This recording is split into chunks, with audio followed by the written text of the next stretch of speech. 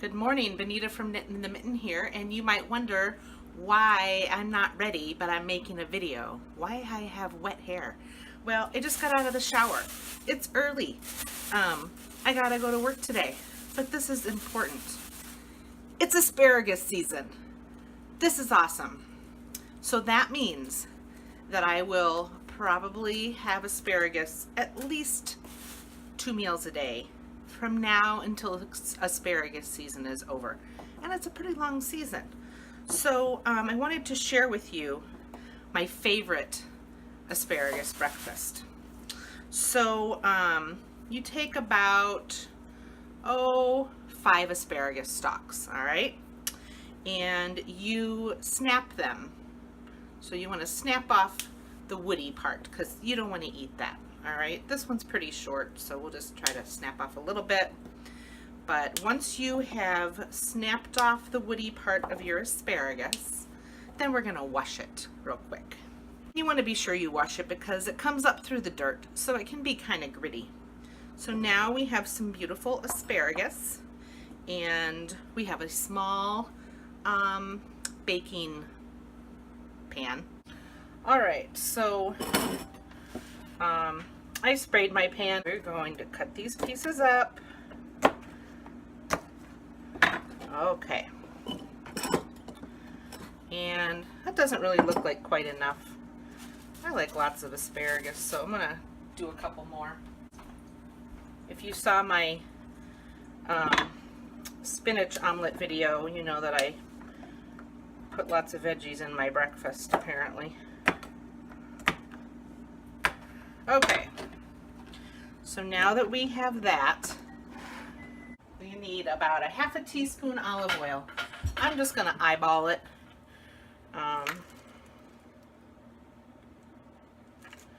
And then use a spatula to kind of stir that up.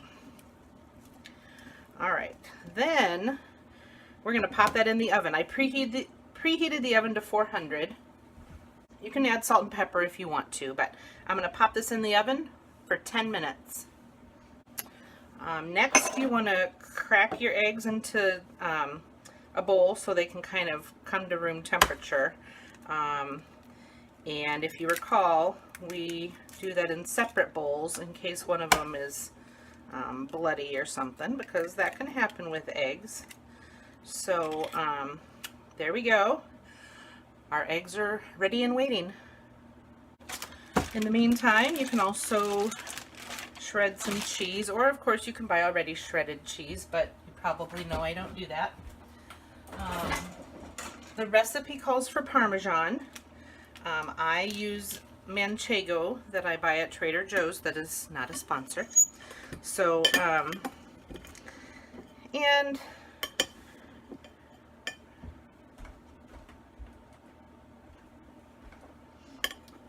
the recipe calls for about a tablespoon of shredded Parmesan or Manchego, but you know, that does not need to be so exact, and I like lots of Manchego.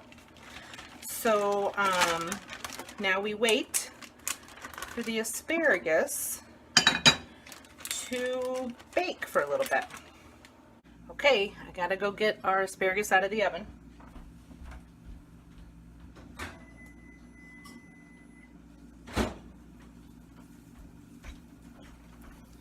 All right, it's sizzling, so we're going to pour the eggs over that. I'm guessing maybe you put the eggs, try to get the eggs to room temperature so they don't crack the hot pan. I don't know, but we're going to put this in the oven for about 6 minutes. Oh, they're looking good. Okay, then we sprinkle our cheese on top, and then we put it back in the oven for about 4 minutes. Now, if you like your eggs soft and soft yolks, you don't need to bake it quite as long as I do, but I like my eggs to be done. And voila, breakfast. Okay, one more thing I'm super excited about this week. I like to drink, when it's warmer out, like it's getting warmer now, I like to drink the Starbucks mocha frappuccino thing you get at the gas station. You know, I'm sure it's terribly unhealthy, and Sorry, Starbucks, and Starbucks is not a sponsor. And so I've been trying to figure out how to make my own that's maybe a little bit healthier, and this is what I discovered, and it's super close in my opinion.